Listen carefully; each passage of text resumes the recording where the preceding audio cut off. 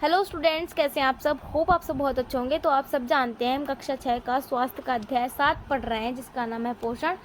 तो इस अध्याय का आगे वाला भाग जो कि हमने अपनी पिछली वीडियो में पढ़ लिया था, जिसमें हमने जाना था कि एक कोशिका में कौन कौन से भाग होते हैं तथा हमारे शरीर को भोजन और पानी की आवश्यकता क्यों होती है, और जो भोजन और पानी है वो हमारे शरीर की प्रत्येक कोशिका तक कैसे पहुँचता है, तथा हमने अपने पाचन तंत्र की क्रियाविधि देखी थी और पाचन तंत्र का चित्र बनाना सीखा था। तो आज हम जानने वाले हैं हमारे भोजन के मुख्य पोषक तत्व क्या हैं और उनकी ज़रूरत हमें क्यों होती है। तो देखो, हमारे शरीर को किन पोषक तत्वों की ज़रूरत होती है।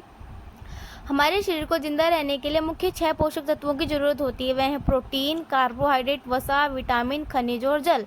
इन 6 के 6 पोषक तत्वों को आप बहुत अच्छी तरीके से याद कर लीजिएगा, क्योंकि इनके बारे में ही हम आगे विस्तार से जानने वाले हैं और सीखने वाले हैं। तो याद करो, प्रोटीन, कार्बोहाइड्रेट, वसा, विटामिन, खनिज और जल।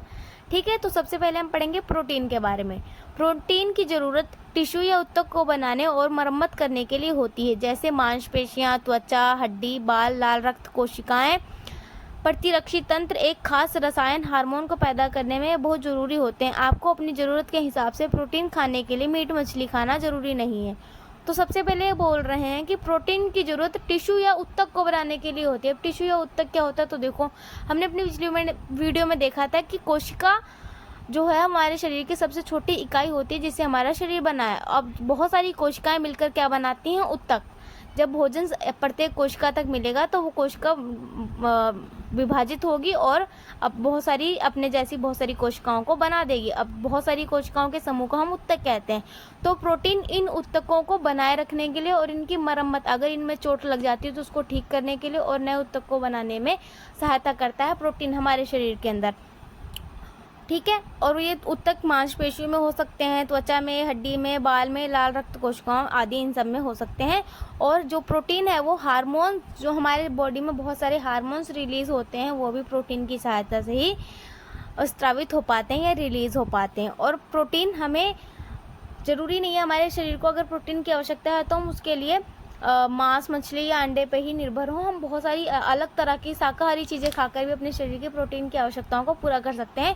अब आप पे निर्भर करता है कि आप अपने शरीर के लिए प्रोटीन की आवश्यकता को पूरा करने के लिए क्या खाना पसंद करेंगे। तो जानते हैं कि प्रोटीन हमें किन किन चीज़ों से मिलता है। स्रोत हैं दालें, फलियां जैसे कि सेम, दाल, राजमा, चना, मटर। यहाँ पर आपको कुछ चित्र दिए हुए हैं, आप यहाँ से भी देख सकते हो। उसके बाद है दूध से बनी चीज़ों में भी अच्छी मात्रा में प्रोटीन पाया जाता है, जैसे कि दही में और पनीर में। उसके बाद मीट, मछली और अंडे और बादाम और मूंगफली वगैरह में भी अच्छी मात्रा में प्रोटीन पाया जाता है। आप इनके चित्र देख सकते हो और आप अपनी मर्जी से कोई भी भोजन चुन सकते हो ताकि आपके शरीर की प्रोटीन की आवश्यकता पूरी हो जाए। आपके पसंदीदा प्रोटीन के स्रोत क्या हैं, उनके नाम लिखें और चित्र बनाएं। आपको इनमें से या और भी बहुत सारी, जैसे सोयाबीन हो गया और भी कई प्रकार की दालें हो गई, चना हो गया, तो उनमें से आपको कौन सा प्रोटीन का स्रोत खाना अच्छा लगता है या प्रोटीन वाली चीज़ खाना अच्छा लगता है। जैसे कि आप पनीर का उदाहरण दे के लिख सकते हो कि आपको पनीर खाना पसंद है और साथ में उसका चित्र बना दो। अगर आपको मछली खाना पसंद है तो आप मछली का चित्र बना दो और उसका नाम लिख दो। तो ये है आपके लिए, आप अपने आप कर लेना यहाँ पर। ठीक है, उसके बाद हम पढ़ते हैं कार्बोहाइड्रेट के बारे में। ये शरीर में ऊर्जा का मुख्य स्रोत होते हैं ताकि मांसपेशियां अपना काम कर सकें। ये दिमाग के ईंधन का इकलौता स्रोत है। तो हमारे शरीर को कार्य करने के लिए जो ऊर्जा की आवश्यकता होती है, वो ऊर्जा सबसे ज़्यादा हमें कार्बोहाइड्रेट वाली चीज़ों से मिलती है। वो कार्बोहाइड्रेट किन किन चीज़ों में पाया जाता है, आइए देखते हैं। स्रोत यानी कि कार्बोहाइड्रेट हमें किन किन चीज़ों में मिलता है। सब्जियों में, जैसे कि पालक में, गाजर, गोभी, बैंगन आदि। यहाँ पर आप चित्र देख सकते हो सब्जियों के और फलों के कुछ चित्र दिए हैं। फलों में जैसे कि आम, केला, संतरा, पपीता, तरबूज आदि में भी कार्बोहाइड्रेट पाया जाता है। अनाज में जैसे चावल, आटा, रागी, बाजरा, ज्वार और गुड़ और चीनी में भी अच्छी मात्रा में कार्बोहाइड्रेट पाया जाता है। तो इन सब चीज़ों को खा के आप अपनी कार्बोहाइड्रेट की ज़रूरत को पूरा कर सकते हो। उसके बाद है आपके पसंदीदा फल या सब्जी कौन सी हैं, उनके नाम लिखें और चित्र बनाएं। यहाँ पर अपना पसंदीदा फल लिख देना है और उनका चित्र बनाना है। यहाँ पसंदीदा सब्जी लिख के उसका चित्र बना दीजिएगा। ठीक है, आगे चलते हैं वसा पर। वसा ऊर्जा का एक अतिरिक्त स्रोत है और सुरक्षा देता है। ये हमारे अंगों की रक्षा करता है और त्वचा और बालों के विकास में मदद करता है। तो वसा जो है, तो जैसा कि मैंने आपको यहाँ बताया था, कार्बोहाइड्रेट हमारे शरीर को ऊर्जा देता है तथा हमारे शरीर को कार्य करने में सहायता करता है। उसी प्रकार से वसा भी हमारे शरीर को ऊर्जा देने वाला भोजन है। अलग अलग भागों के अंगों की रक्षा करता है और त्वचा और बालों के विकास में और उनकी वृद्धि में, उनको हेल्दी बनाए रखने में, उनको स्वस्थ बनाए रखने में वसा बहुत ज़्यादा ज़रूरी है।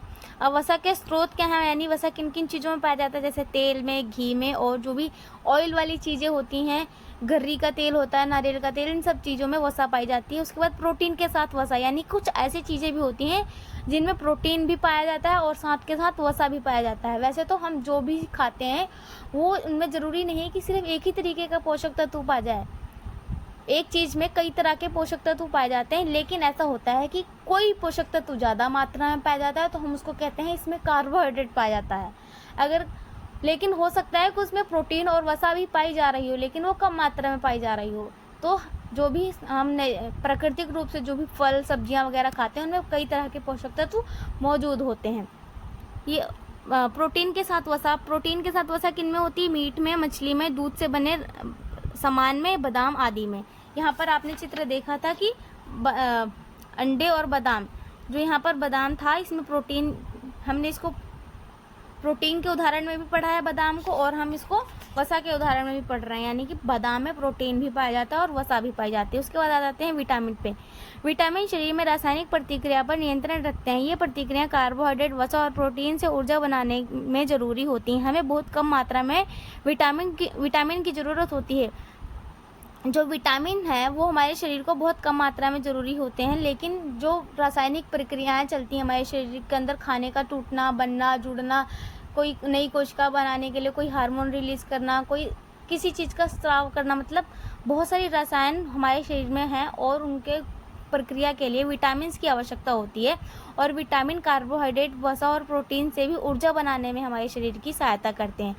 तो आगे है विटामिन 13 प्रकार के होते हैं, जैसे कि कुछ विटामिन के यहाँ उदाहरण दिए हुए हैं, vitamin A, B, C, D, E और के, और अन्य प्रकार के भी हो सकते हैं। ठीक है, चीनी को छोड़कर लगभग सभी भोजन, केवल चीनी को छोड़कर अधिकतर कार्बोहाइड्रेट और प्रोटीन में कुछ विटामिन होते हैं। यानी कि यहाँ पर आपको ये बताने की कोशिश कर रहे हैं कि चीनी एक ऐसा चीज़ है, ऐसा खाने का पदार्थ है जिसमें किसी भी तरीके का विटामिन नहीं पाया जाता, और अगर हम चीनी को हटा दें तो जो कुछ भी हम खाते हैं, जो भी चीज़ें हम खाते हैं, उन सब में कोई ना कोई विटामिन पाया जाता है। बस चीनी ही एक ऐसा खाने का चीज़ है जिसमें किसी भी तरीके का विटामिन नहीं पाया जाता। उसके बाद यहाँ पे बताया विटामिन ए हमारी आंखों की रोशनी के लिए अच्छा होता है, और ये किस में पाया जाता है, हरी पत्तेदार साग सब्जियों में पाया जाता है।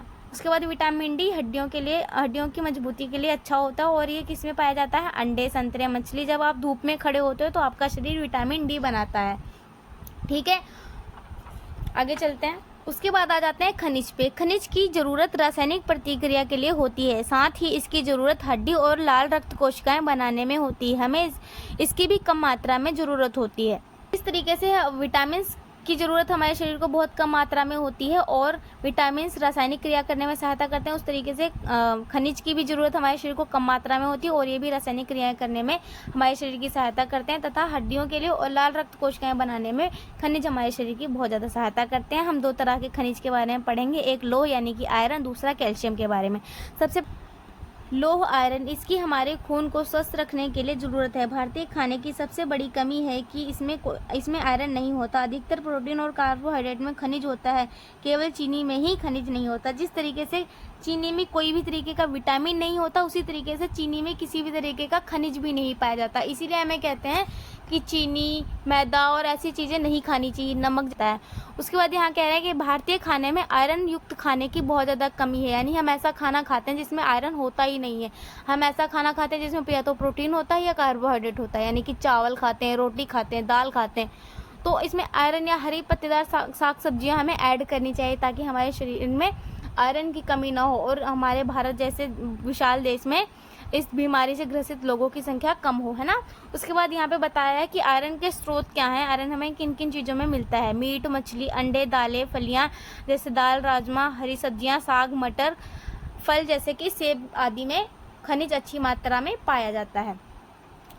खनिज कौन सा वाला खनिज, आयरन खनिज। ठीक है, उसके बाद आता है कैल्शियम। हड्डी मजबूत करने के लिए इसकी ज़रूरत होती है, और कैल्शियम किस में पाया जाता है, दूध में और दूध से बने आदि बहुत सारे सामानों में, फल सब्जियों में, दालों में, फलियों में आदि, इन सब में कैल्शियम अच्छी मात्रा में पाया जाता है। उसके बाद कल आपने ऐसा क्या खाया जिसमें आयरन था, आपका पसंदीदा खाना क्या है जिसमें बहुत आयरन हो, उसका चित्र बनाएं। बताओ ऐसा कौन सा खाना पसंद है आपको? आपको तो साग पसंद ही नहीं होगा क्योंकि उसमें बहुत सारा आयरन होता है। आपको पसंद होगा बर्गर, पिज़्ज़ा, है ना? तो ऐसा नहीं करना है, हमें ऐसा खाना खाना है जिसमें सभी पोषक तत्व प्रचुर मात्रा में मौजूद हों। तो यहाँ पे आपको लिखना है कल मैंने जो आयरन वाला भोजन खाया, यानी ऐसा भोजन का नाम लिखना है जो आपने कल खाया और उसमें आयरन मौजूद था। जैसे कि आपने कल इनमें से कोई भी चीज़ खाई होगी तो उसमें आयरन मौजूद रहा होगा। जैसे मीट, अंडा, दालें या हरी सब्जी कोई खाई है या कोई फल खाया है तो उसमें आयरन होगा। तो उसका आप नाम यहाँ लिख सकते हो और आयरन वाला पसंदीदा खाना यहाँ पर लिख सकते हो। जैसे कि पालक लिख सकते हो अगर किसी को पालक का साग पसंद है तो, है ना। उसके बाद आता है यानी कि पानी के बारे में जानेंगे हम। हमारे शरीर का लगभग 70% हिस्सा पानी है। खून में सबसे ज़्यादा पानी होता है और ये कोशिकाओं तक पोषक चीज़ पहुँचाता है और शरीर से बेकार चीज़ बाहर करता है। पानी हमारे शरीर के तापमान को नियंत्रित करता है और इसे बहुत गर्म या बहुत ठंडा होने से बचाता है या ठंडा होने नहीं देता। पानी के स्रोत क्या है, यानी पानी हमें किन किन चीज़ों से प्राप्त होता है। पानी, एक तो हम सिंपल पानी पियेंगे तो उससे हमें पानी मिलेगा हमारे शरीर को। उसके बाद फल, जूस, दूध, लस्सी, कोल्ड ड्रिंक, अधिकतर तरल पदार्थ जिनमें फलों के जूस, दूध और लस्सी आते हैं उन सभी में विटामिन और खनिज भी होते हैं, केवल कोल्ड ड्रिंक में ही नहीं होता। तो हमें हमारे शरीर की पानी की पूर्ति करने के लिए हमें जूस, दूध, लस्सी, फल, बहुत सारी चीज़ें ऐसी खानी चाहिए जिससे हमारे शरीर की पानी की पूर्ति हो, क्योंकि हमारे शरीर का लगभग 70% हिस्सा पानी और हमारे शरीर की बेकार चीज़ों को हमारे शरीर से बाहर निकालने में पानी बहुत ज़्यादा सहायता करता है और जो भी पोषक तत्व हमारे शरीर से हमारे छोटी आंत हमारी पचा रही है उसको हमारे शरीर में पहुंचाने में भी सहायता करता है। उसके बाद यहाँ पर आपके लिए गृह कार्य है, आप इसको करेंगे और पहले आप खुद से इनका उत्तर लिखने की कोशिश करेंगे। अगर आपको कोई परेशानी आए तो आप यहाँ से देख सकते हो। जैसे कि पहला प्रश्न आपसे पूछा है खाने में आयरन सबसे ज़्यादा होता है, किस खाने में आयरन सबसे ज़्यादा होता है, तो आप यहाँ से उत्तर लिख सकते हो या पीछे जो मैंने पढ़ा है वहाँ से देख के उत्तर लिख सकते हो। आयरन हमारे लिए क्यों ज़रूरी है, क्योंकि लाल रक्त कोशिकाएं बनाने के लिए आयरन की आवश्यकता होती है। अगर हमारे शरीर में लाल रक्त कोशिकाएं नहीं होंगी तो खून नहीं होगा, खून नहीं होगा तो कुछ भी नहीं होगा हमारे शरीर में। हमारे खाने को प्रत्येक कोशिका तक कौन पहुँचाता है, लाल रक्त यानी कि खून। ऐसे 6 पोषक तत्वों के नाम लिखने हैं जिनकी हमें ज़रूरत है। ये मैंने आपको पहले ही बता दिया था, याद करना है आपको, ठीक है। तो आज के लिए इतना ही, मिलते हैं इसके चैप्टर के नेक्स्ट पार्ट में। Thank you so much, bye bye.